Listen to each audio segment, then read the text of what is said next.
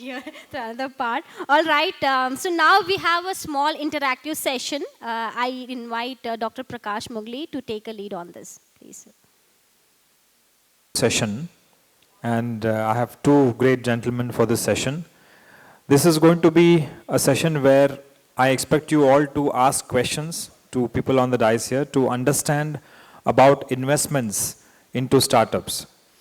And if anyone has a question to ask, please raise your hand. Someone will get the mic to you and you can ask your questions. And for conducting this session, I have Rajiv Prakash from Bangalore, from Nextin Advisory Partners. Rajiv, with the belief that the next India will be shaped by entrepreneurship, Rajiv founded Nextin and in 2011. To help startup founders discover their potential. Nextin has had deep long-term engagements with founders of startups that have become category leaders, and these collectively created enterprise value of over 500 million.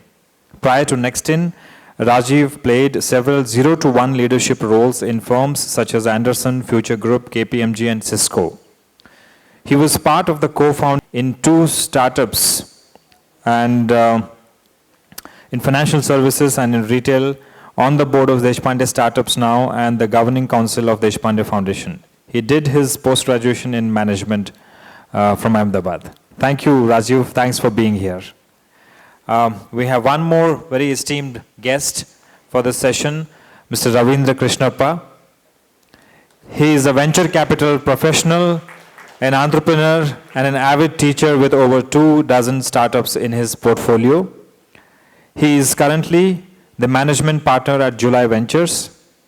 He is a mechanical engineer who moved on to the IT sector and is a thought leader in the area of digital applications for the industry. Over the last 25 plus years, he has worked in several countries, including the US, UK, and Switzerland. His first startup was acquired by Oracle, and he was subsequently its global executive director.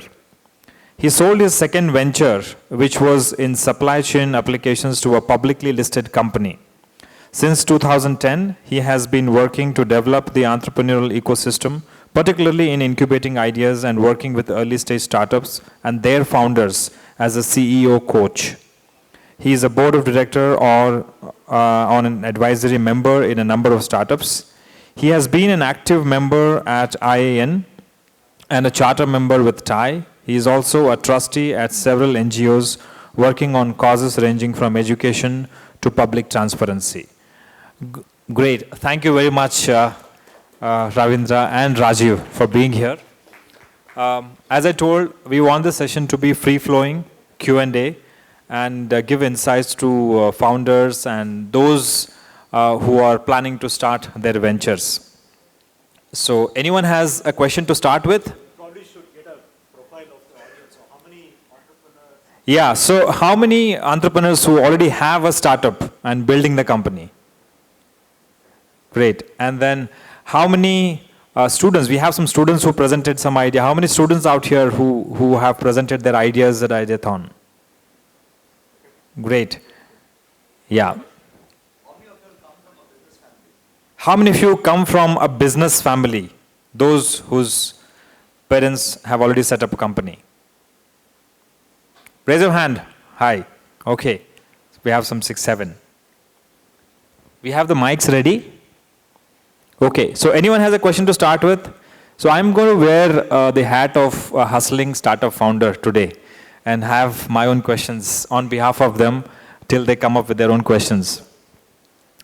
So Ravindra, we keep hearing on several such occasions that there is so much fund available, so many billions available, so many billions invested. Where is this money? All the startups that I've met with, they all say, funding kahan hai? Paisa chahiye. So where is this money hidden? Please help us understand this.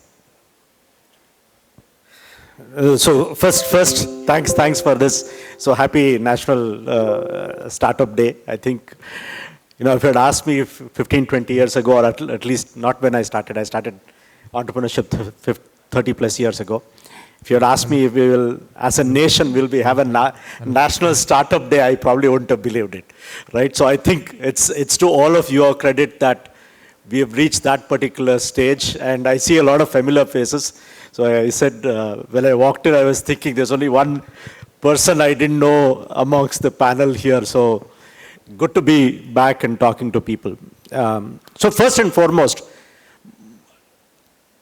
I think there is too much attention being paid on economic times. So let me go back and work through this process. So I know I can't ask you to stop reading the startup pages on economic times. That's something that you should read just to keep up to what is happening. But as an entrepreneur, in some ways, I never had time to worry about what the world was working on, because I was so involved in my own startup and what I need to do to achieve that particular state, that in some ways I think that razor sharp focus helped when I was an entrepreneur, right? And I've always switched between being an entrepreneur to an angel investor back to an entrepreneur.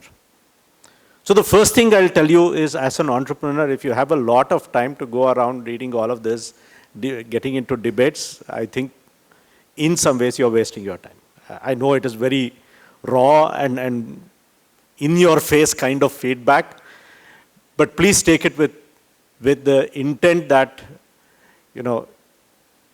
as an entrepreneur, you have 2-3 sources of funds. The first source of fund is obviously your friends and family, because you still haven't got the product in place yet. Your second, actually your best source of fund is your customer. Right? Revenue is your best source of fund from whatever you do. It doesn't matter. You may not be making margins, but it's actually a source of funds. Right? The third source of fund is actually your partners. So I looked at a lot of them, like what was being presented, to say, I want to go in and work through. And you're looking for one piece which says working capital. We've never had working capital available in our country. Right? Banks have never really come forward for working capital. But what you realize is that working capital is nothing no different than your advance that you get. Right? Either advance from your customer or advance from your partners who will come in and put a bit of money for you to be able to work through. In all of these cases, you don't need the billions. So let's start with the assumption that as an entrepreneur, if your goal is to solve a problem, be the change that you want to see in the world, and be successful, first and foremost, try to be as self-reliant as possible. Don't worry about the billions that is coming in from a foreign institutional investor. So now let me switch back. I've been in this ecosystem for a long time. When Flipkart and a lot of these people, a lot of the B2C companies get funded, the 200 million, the Tiger Global, one of the things I keep getting asked is, why do they need that money, and where is that money coming from? In almost all these cases, that money is not coming internally from within India. So let's now start working through those details. I know this is a very long answer, but it needs to be said. Right? First and foremost, that money is coming from a foreign institutional investor or a VC. Let's take Tiger, let's take SoftBank, let's take even the Sequoias and the Accels of the world. The money is raised outside of India. Now we can argue to say that that money outside of India is not good for India, but I will tell you that's actually very, very good for India. Right? First and foremost, that money is going in to build an ecosystem which I believe will spawn off the second and third layer of investments. So if you think about it, the money that went into building Flipkart came from probably a teacher's pension fund out of Canada. And incidentally, that's true, right? I'm not making that up. One of the investors was through something else, which was the teacher's pension fund of Canada.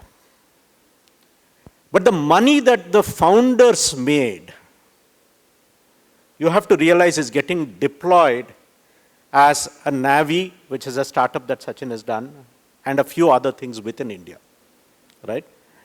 So in that sense, I believe that the trickle effect of the billions that is coming in at the top level, we may not see it immediately, but you will see it 3-5 years down the line. And that is what is bringing up the ecosystem for us to be able to work through, right? Even today, the local financial institutions that are coming in are not at the stage that you want that to work through, right? So when we are a small fund, when we set up the fund, it's only about 60% of the money that has come in locally from an India perspective. Although we are an India investor primarily, right? 40% has come from outside of the country, right? So it's external money coming in, but you have to be focused on what is it that you want out of it. In most of these cases, I will argue that you shouldn't be looking at the big level funds. You should be looking at what is needed for your working capital, what is needed for your cost of sales, what is needed for your operational excellence to be able to work through. And that, in my opinion, doesn't take the billions, right? It takes smaller amount of money. I'm sorry, it's a very, very long answer. Thank you so much. And the insight that I derive from this is, if you can manage your business with your business and your customer paying for what product or service that you're offering, nothing like it. Absolutely. And then you can look at other alternatives only after that. Yeah, I'm not saying don't have the ambition. Have the Yeah. ambition, but set the foundations for it. Perfect. Thank you, Ravindra there.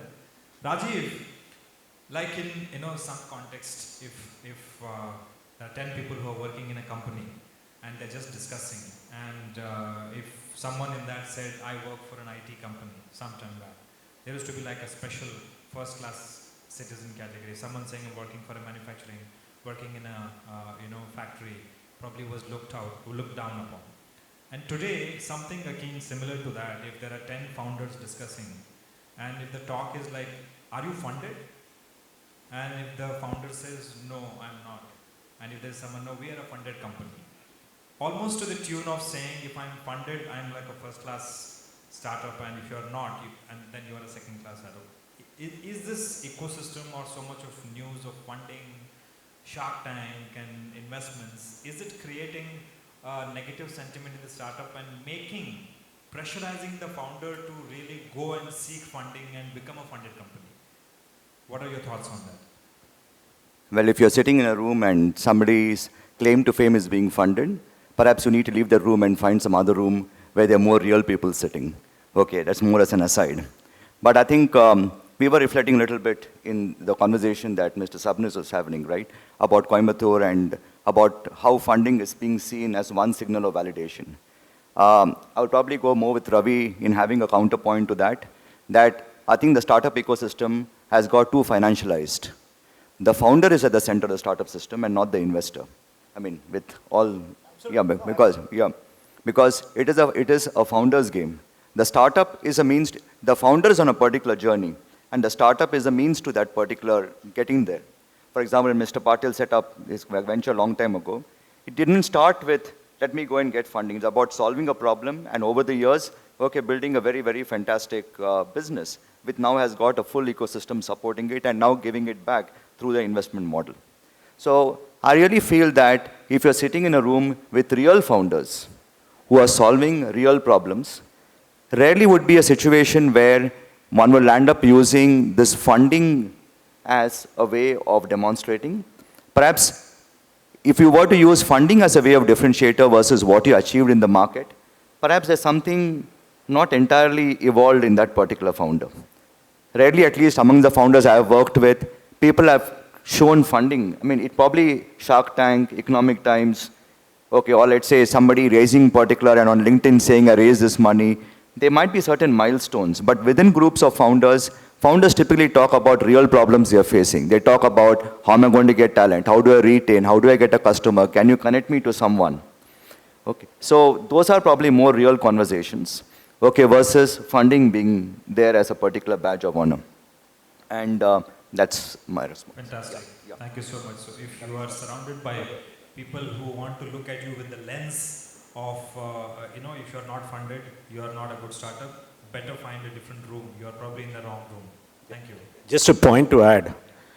When you get funded, there's a reason that the investor is putting in money. And that is to make money on that. And there's a time frame attached to it, right? So first and foremost, you have to be ready to accept money because you have to return it at a multiple and in a certain time frame, right? So in some ways, you are making that commitment when you're taking that funding. I think very good point made there. You know, all founders don't look at funding as a free money coming which you can ride on and then enjoy and then, you know, just celebrate that we are a funded company. You're actually committing to someone that I'm taking X amount of money and I'm going to make this money more by becoming a more valuable company. So it comes with a onus of converting that money into much larger money. That's the whole premise in which, so it's a lot of responsibility on the part of the founder to accept funding. So that's why funding is not a celebration, but rather taking a commitment, you know. So thank you very much. If anyone has a question, yeah, can you give the mic? Shout out, it's okay, shout out, let's get on. Yeah, shout out. Yeah.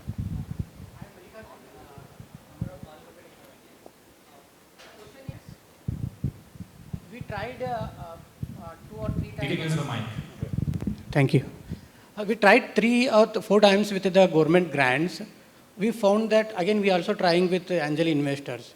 We really found difficult to get the grants because the requirements are very vague. They are asking lot of things to at least grant. Usually the government should help us on a minimum requirement on the things and maximum helping the things.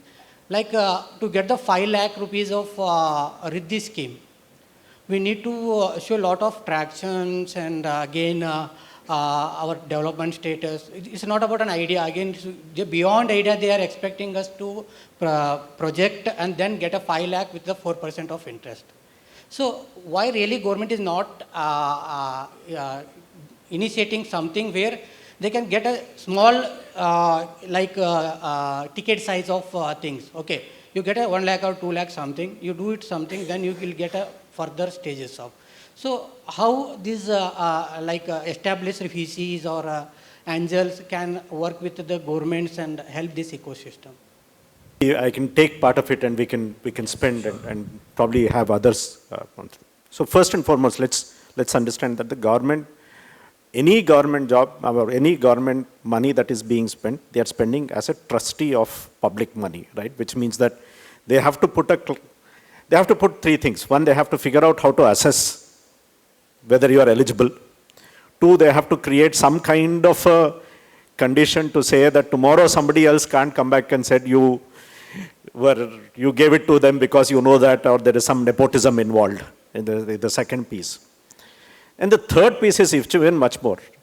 They want to be able to go back and say, what did I, other than giving money, what did I generate? So for them, there is only one major thing, which is employment or some local press. So you have to go figure out whether you want to do that process or you want to follow up that process. Now that's a problem that I think we sitting here can't solve immediately. So let's not even spend time where we can work through or where we can't work through. There are alternatives.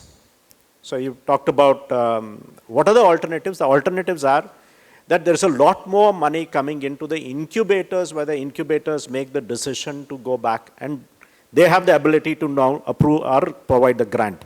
So if you noticed, I saw Tabassum's had GinServe. GinServe has, I'm on the GinServe board. We have the ability of, last year we had the ability of distributing 2 crores. Most of the Atal Innovation Fund or any of the fund process, they have the ability to deploy. Out of 2 crores, just as for everybody's reference, about, I think, 40 or 60% had to be loans, had to be grants, the other could be a convertible. So it had to be a convertible or it had to be equity. So you have people like GinServe. I'm sure you will have people like the Telangana government has T-Hub. We have KDM coming up with all of those particular processes. They're setting up a separate center. You also have incubation centers starting in engineering colleges now that they have the ability to go back and work through that process. Not necessary, please understand that although it is in an engineering college, it is not just for those students. It is for the ecosystem. So you can actually go and apply for those things in the engineering colleges. You have people like the Deshpande Foundation who have continued to support and work through that piece. So you have to figure out a way of figure out where is the particular process. But please understand that at the end of all of this, there is a net expectation that they want out of that, right? And you have to keep that in mind. Otherwise, you are just one amongst the, so somebody talked about an Elevate program, right? Elevate program, I know what happened. There were about 1,700 shortlisted people that you had to go back and work through. It then becomes just a number game in some ways. Yeah, so my point I would take from Ravi is that as a founder, you want to spend majority of time solving the market problem as against funding problem, and creating grant proposals takes a lot of time. So working with an institution which probably has got like a grant help desk will allow for you to spend your time more on building that venture, number one. Number two is, why does a grant get given? A grant is given because there is probably a gap in the market where you want to build a particular prototype and that funding is not available. Usually that might land up getting more into things which involve hardware because those are much, much harder to fund versus software-type startups. For instance, you are running Balaloka. Finally, you plan to create an app. Even your MVP or your proto doesn't require an app. Even creating WhatsApp groups like how Dunzo, they got started with WhatsApp groups. So you don't need so much of funding to actually get started. So going down the grant route is sometimes a very slippery route. It's okay if it happens, great.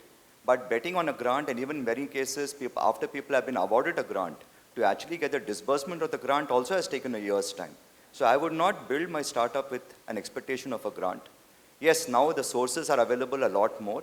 And if you have somebody to help you with the process without distracting you, I think that could be one option that you take. But clearly, a lot more money has been made available. The government has now, the Department of Science and Technology, they have Nidhi Prayas, where up to 10 lakhs they land up giving for building a prototype. You got Nidhi SSS, then you got a Startup India scheme. So there's a lot more of money which is becoming available. And just like we say in the angel investing world, you have to pitch to 40 to 50 angels before you get money. I think over here, if the grant is so critical, one will have to build that as a competence and dealing with a lot of failures, which is anyway going to be happening. Because like competition, last year's Elevate was 5,000 applications. Yeah? Hope that helps. Yeah, thank you. We are the part of GenServe now. After the Elevate Runners Up award, we got an opportunity to work with GenServe now. Anyway, thanks a lot. And our focus again to generate an organic way of revenue. But still, we are trying all the ecosystem. But important thing is, even though we are not getting money, but we are getting a lot of mentorship and people interaction and like Microsoft Startup Hub facilities from GenServe. So there are things we are getting. Just I wanted to know that is how government can help. That's it. Thank you. Thank you, Malikarjun. Connected to that, if I can, yeah. It all depends on the product and the importance of product that one is building. So I can take example of, on the grant side, I can take an example of one startup where I'm kind of involved to some level. They're building something which could bring the energy bill of the country by almost 30%. So going through IISc and reaching out to the central government, these guys have got grant of 10 crores to basically build the product. The POC is done, but then there's a lot of machining work that needs to happen, right? 10 crores worth of funding is possible. There's another funding which I think is quite possible to do, especially the ones who are studying and want to get into companies. This is the intrapreneur funds of companies. What do I mean by that? I mean, I've done this almost 3 times in my own career where you have to be really, really good at what you're doing to be able to build something for that company which is part of the core business that the company has and scale that business to a level which will add up to the company's balance sheet. Right? I've been able to get 5 million funding, me an agile team of 3-4 people working on it, right? 6 months of break even, in 12 months you're reaching $20-30 million revenue. It is quite possible for you to do. And that fund is very safe. Once committed, the money is there, right? All it needs is that your ability to be able to do the best, a fantastic thing which the company is unable to do related to their business. It's quite possible to do. Yeah. Thank you, Anand. My next question to Ravindra, again, there's so much of the Shark Tank wave in the last 1.5 years. And I think all founders are very keenly glued to television to see how things happen. My question to you as a founder is it real? How many founders have this question? Is it real that you just go make a pitch and then there is someone sitting there writing a check and handing over the check to you right away and the valuation is just discussed across? How true it is or how false it is, and what does a founder need to be ready for? Really? Is it like one pitch and I get the fund? No, it is like any other TV show. Any other TV show is a scripted show, right? Let's be honest. Is it real that they are handing out a bit of money? That is real, right? One of my other companies also did a show and they had a similar set, right? Where they actually got in and did rural entrepreneurship. Is the show real? The show is real in the sense. But is it natural? Let's ask that as a question. Is it natural that you walk up, make a pitch, walk out, and then build a business around it? I will say no. I mean, this is exactly the same point that even my own daughters say. What's wrong with some of these pieces, right? But it is doing the piece that it is supposed to do. Now, I can come back and belittle all of it and say, this is worthless, this is just a TV show, doesn't matter, let's not pay attention, right? Just like I started by saying, don't read too much of Economic Times, right? But that's a tongue-in-cheek process. I think there is a place in the nation for it, because there are two things that I think it is doing, which is helping entrepreneurship across the nation. And to me, this is part of a nation-building exercise. You will have the goods and you will have the bads, right? Until, yesterday we were talking about what changed. I said, 10 years ago in one of the discussions, I don't know if Naveen remembers one of these pieces, I used to keep telling people that as a nation, for a long time, we didn't celebrate success. It's only after the Infis and the Wipros that we started celebrating success. As a nation, now is the time where we are starting to actually recognize failure and maybe celebrate, not celebrate, but at least empathize with failure. It's a very important portion for the world to see that we are maturing to a stage where we know the distinction between an aspirational ask and some bit where you'll say that there is failure involved, right? I have not seen this particular cast where this founder apparently shed some tears because he had some family problems. He's the shoe, I don't know, do you remember the name of the person? Flatheads. Yeah, thank you, Flatheads. So it is important for me, in my opinion, it is important for us as a country to realize that this is a 10 years journey that we have to go back. It's an arduous journey. You have to go back and work through. So it's a story being told, right?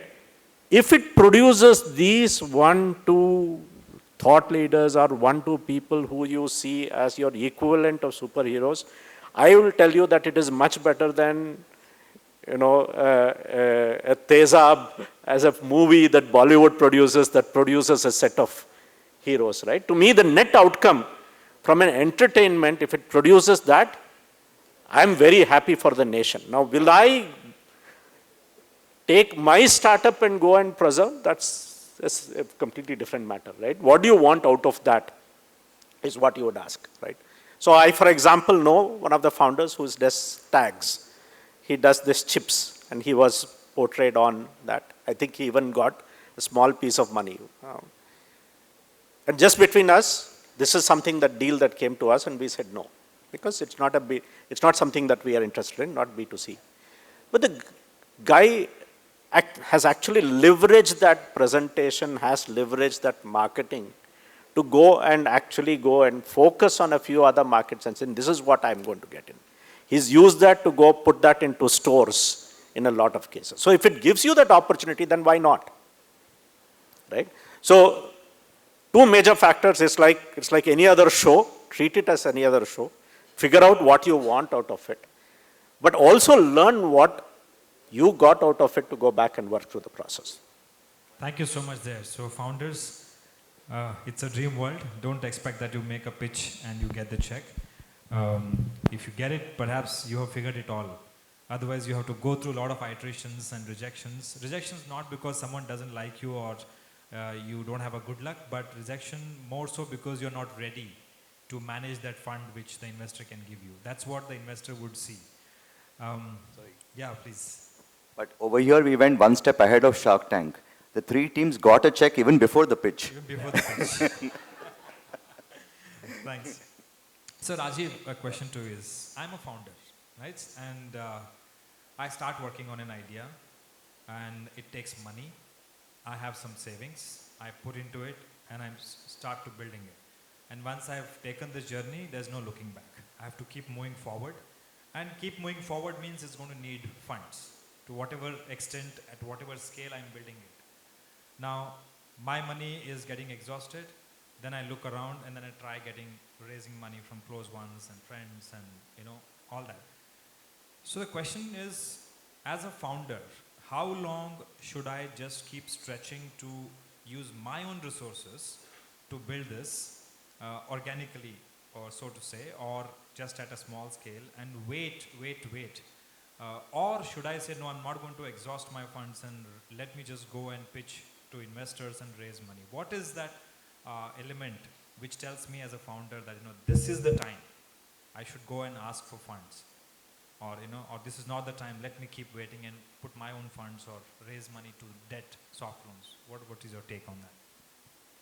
Yeah, I'm going to go one step back saying that one of the most important skills for a founder, okay, is basically the art of selling.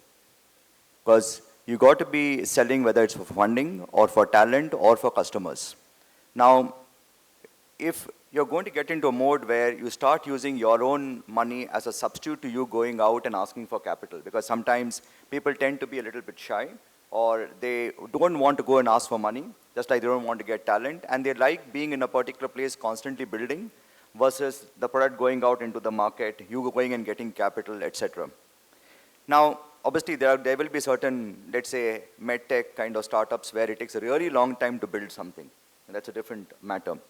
So my point is, you got to have a certain budget, okay, which you're willing to put into that particular startup. But along with that, one's got to keep figuring out how to sell that particular product. I mean, there's got to be some income coming in. If it tends to be something which is a long gestation product, figure out other sources whereby you might even land up, let's say, providing certain services yourself. Okay, so money starts coming in. But getting out to a ledge, I mean, these kind of stories where you go, you even mortgage your flat, you also put your wife's ornaments, or it'd be the other way around. I think founders push them into a particular place where they become very, very vulnerable. And someday when you land up raising the funding, it could be at very, very adverse terms. So my suggestion is, earlier on itself, land up creating the right network for yourself, socialize your idea, get more people backing you. The friends and family, I think, is important. One of the most important things young people can land up doing in colleges and universities is to start building that network in life earlier on. Your real capital is your social network. All other capital comes later on. So socializing the idea, getting more people to believe in it, and in the way, land up getting either customer capital or friends and family capital is important. But don't exhaust all your funds in one go, because you need to keep some gunpowder aside for also dealing with other adversities. Absolutely, Yeah. I think great insight there. Also deriving some inputs from the Flathead's story. If I'm going as a founder and asking funds when I have no way of sustaining further, you're in a desperate situation, right? And you need to take, so rather go at a point where you can still pull on the show, even if the investment doesn't come through. That is a place where you need not compromise on your valuation, and you don't have to really give up too much of your company, and also not desperate for funds where you need to struggle for funds. So that brings me to the point, as to every founder, when I start up with an idea, I feel my idea is 100 billion worth, right? And if I am raising 1 crore fund, I'll give you 1% equity. And we see it also sometimes in Shark Tank when founders express their valuation. So what is the background? How do I understand what is my real worth of my company? And how can I be reasonable in asking for equity, especially when I don't have a traction, revenue started? How do I value my own company? Yeah, so first and foremost, this actually I will be extremely harsh. Ideas have zero value, right? And let's start with that. In fact, I will say that if you're stuck so hard to your idea, I keep hearing this, ideas are dime a dozen. yes, absolutely. No, I will actually give you the reverse. Yeah, If you're so stuck to your idea that you are not even willing to look at what is happening outside of you and recognize that there is possible competition, I will also go to the extent of saying not only is it zero value, it's a liability, it's a negative value, right? Now that is a very, very harsh statement that I'm putting on the table. Because when you realize that I have to be, as a startup, one of the first things that I have to be is nimble enough to make my end goal achievable, right? Idea is my starting base to say that nobody else has done it, but to your point, I've never come across where it's 100% where that nobody else, every other person, right? So therefore yesterday we were with BV Jagdish, and this is a statement that he made, right? When he talked about his Exodus piece, somebody told him it's the 101st time somebody has pitched it to him, right? So it is absolutely true that everybody has an idea, and ideas are the ones that are selling. What is selling is the sales pitch that I can take this idea, create a sustainable business, and create a cash flow that is going to be, remarkably different. Why is it important? Because if it's a sustainable idea, then you have to have 2 or 3 things. It's either a social entrepreneurship where you're not looking for funding, but I'm going to make a change. Or it's a commercial activity, which means that it has to generate cash flow to be able to sustain and grow, right?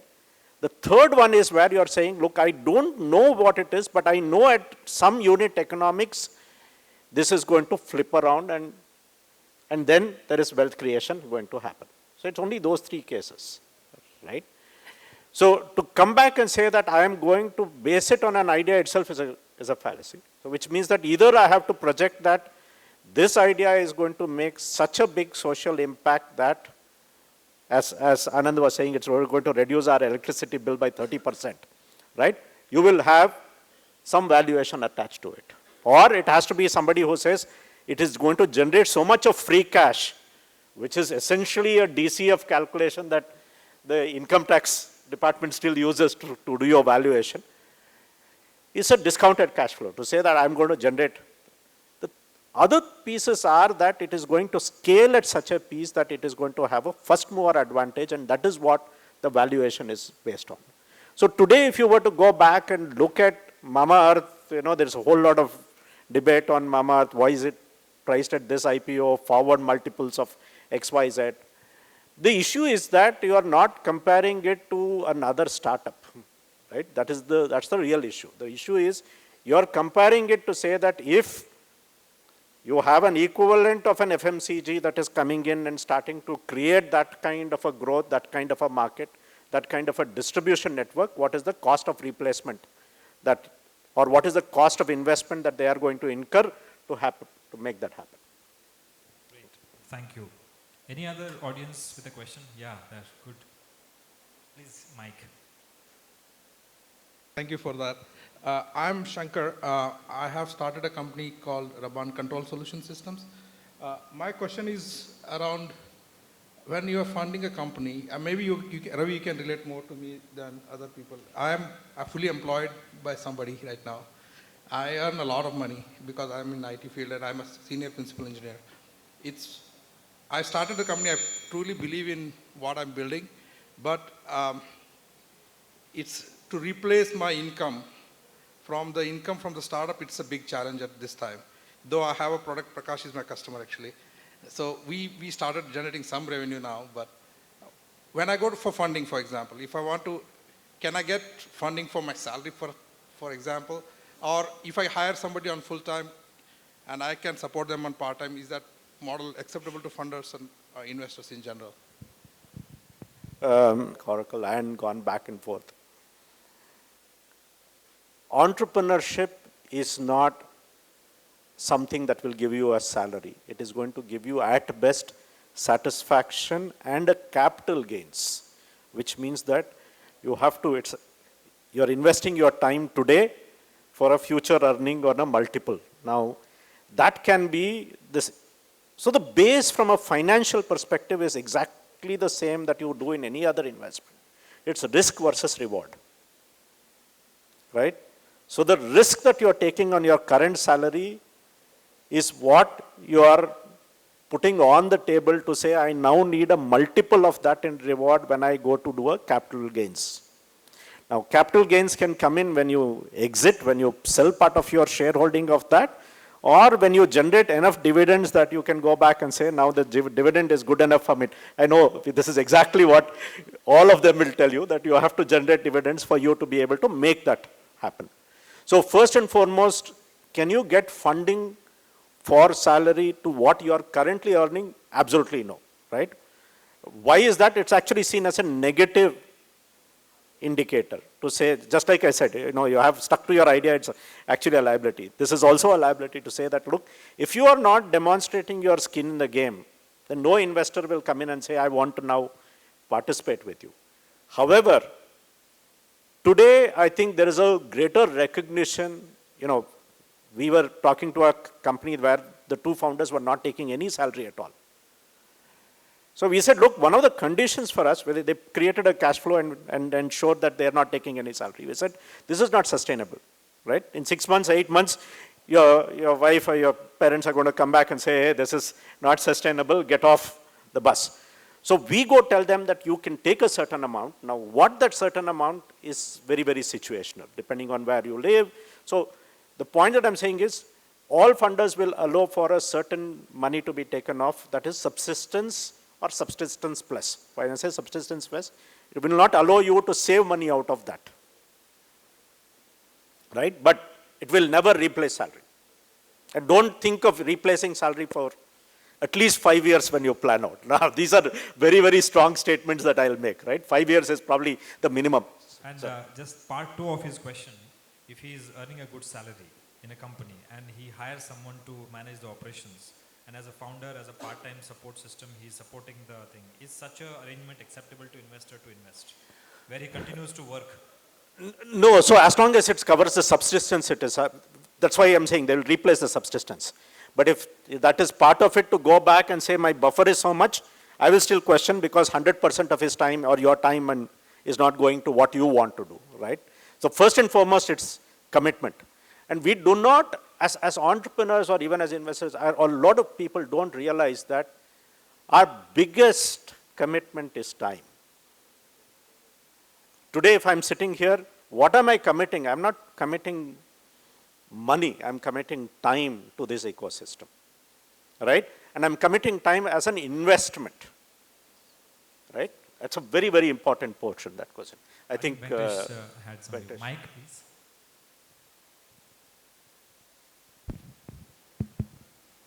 Just a quick reaction to your question. I've been fortunate to work with some of the brightest technocrats. We have really given up their very, very successful career path and ventured into entrepreneurship is a different journey. As long as you have a real conviction and you really want to, give up everything. We have worked with technocrats who are just taking maybe 5% of their whatever salary, that on need basis they are drawing salaries. That kind of commitment, when it comes, only you can build these companies. That's one this thing. That's a call you have to take if you're thinking about switching. That's one thing I have seen. Second thing added to this, Prakashji, Katkulji just spoke, interesting story I would like to narrate. I've invested in an engineering company, and one startup came and presented the idea, how they can improve their productivity, this, that, and all, and some of the equations matched, and this company ended up investing in the startup, and it became a subsidiary of the parent. And I'm happy to say, that subsidiary today is generating much more profit than the parent itself. They have customers across the globe. And that's how it is, you don't know when the opportunity comes and when the real twist takes. I mean, that's interesting, the story I just wanted to narrate, thank you. Thank you. Thank you, Venkatesh. Yeah. Good afternoon. My name is Raghu Hanwad. I am a CEO of a company called TechRace Consulting Private Limited, and I am operating from KLE College Incubation Center. I headed cyber security practice in Oracle, and now I've started this company where with zero investment, I'm almost able to reach 1 crore revenue as of now. So now to scale up further, I think I would need funding. I'm thinking about it, whether to take fund or not.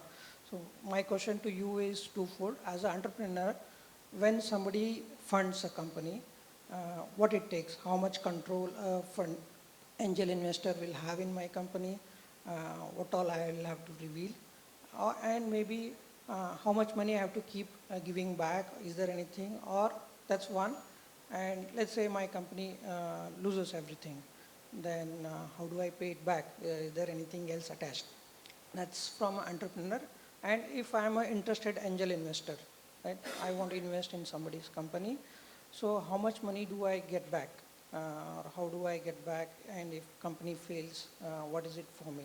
Maybe you can answer the same question both for entrepreneur as well as the angel investor. So if I can just filter that question, the part 2, we have a dedicated panel discussion. But the part A question is, I think I empathize and all founders would empathize. When I am raising money and I'm going to give equity, what is going to happen? Will this investor take away my company? Will I become an employee working according to the investor's instructions? Wow, how much money I have to give back? Do I have to give back something monthly? I think this is a fear and unclarity of all the founders. If Ravindra, if you could touch that question. Yeah, run away from any investor who wants more than a certain percentage. And what is that certain percentage is something that you have to have in your mind. I can't talk about other people. I will only talk about me as an angel investor, because I've done that for 10, 12 years, done a whole about 30 plus investments. I would never ask anything more than about 20%. Max is 20%. And there's a reason for that. At 20%, even if I were to fund the whole process in, the idea for doing that is Series A, if somebody had done 25%, because some cases they ask for 26%, because they want to get a mandatory board seat kind of a structure. I've heard stories where people ask for 40, 50%, just run away. Right? One, because no real investor wants to be in your shoes. I don't have the time for it.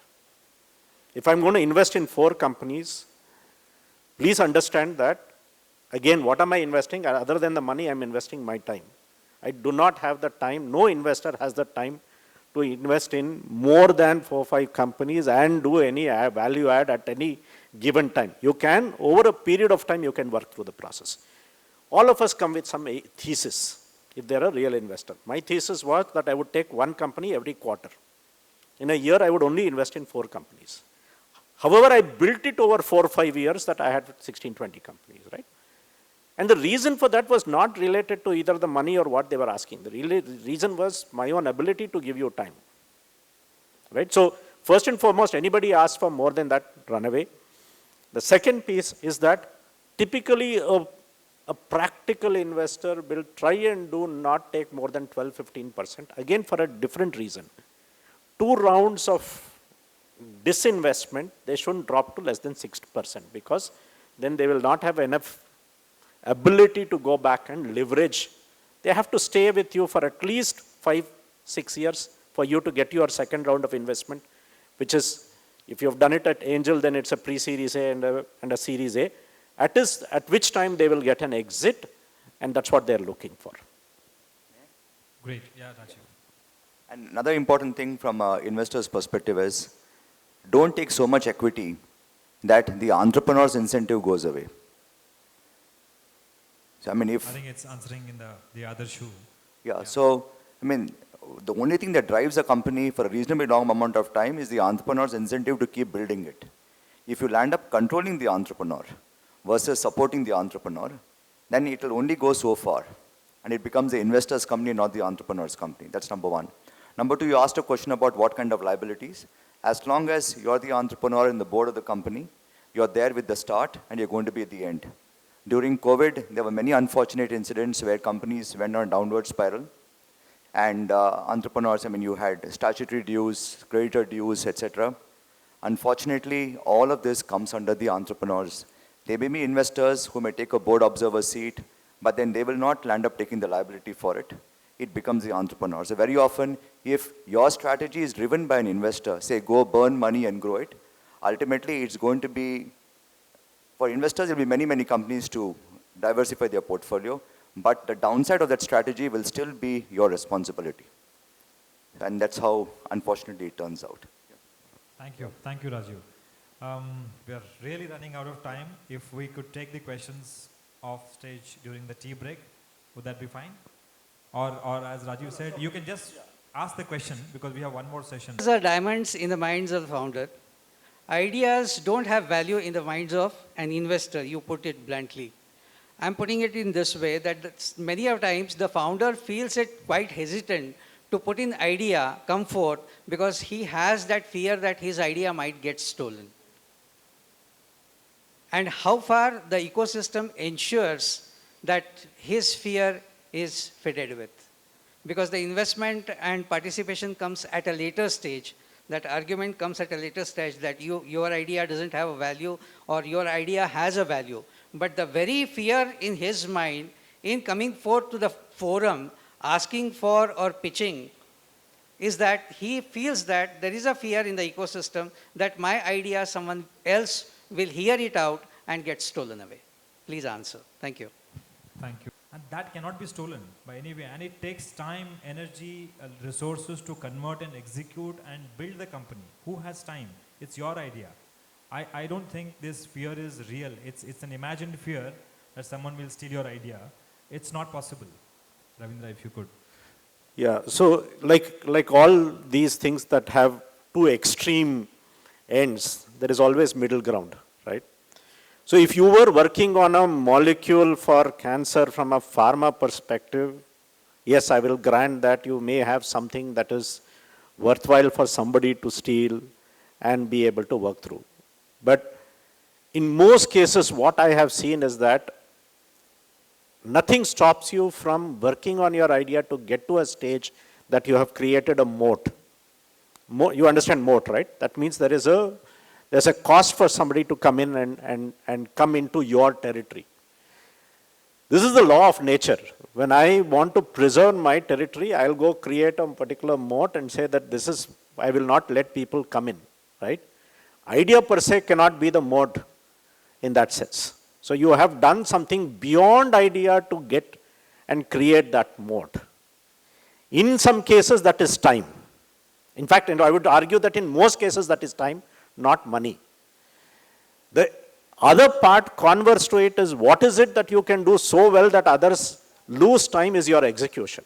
So this is why you hear the story that execution is 99% of success, right? An idea is just 1 or 2% of that success. Execution is key, and execution in time is the ultimate mode that you can create. Thank you. So I will really now have to close, but I will have one final comment to make from both of you. For Rajiv, if you could give 2 or 3 lines on how can my startup become a successful, scalable, and large corporation or a unicorn? What is it that if you have some secret tips, so to say, to share with the founders? I wish I knew. All I can say is, always, unicorn or otherwise, just don't lose your focus on the customer and market. As long as you're constantly solving for the market, I think the startup will keep growing, number one. And number two, keep developing the art of selling. These are 2 things that, at least from whatever patterns that I have seen with founders I've worked with. Thank you. A slightly modified question for you to wrap up. Is there a tip you want to give to founders to get a sure shot funding success when they pitch to investors? What is it that they can do so that the investor gets interested? Show me that you have sold that idea to at least people who will already have trust in you. Step number one. Which means that if I'm coming in as an individual founder, it gives me a signal that you have not even sold it to your close and dear friends who are going to give up, in his case, a large paying job to join me. If you have not sold it to your friends who can join you in the journey, then I don't know if you can sell it to me, first. Second, additional, sell it to a few people who don't know you, right? Which means that you have sold it to real customers who have no vested interest in you. To me, those are two clear cases that you have initial product market fit that with which may be willing to scale. I mean, those would be the two primary points. Thank you. I think it was a wonderful experience discussing with you. Thank you so much, Ravindra and Rajiv, for being here. And thank you, audience, for so many good questions. Thank you.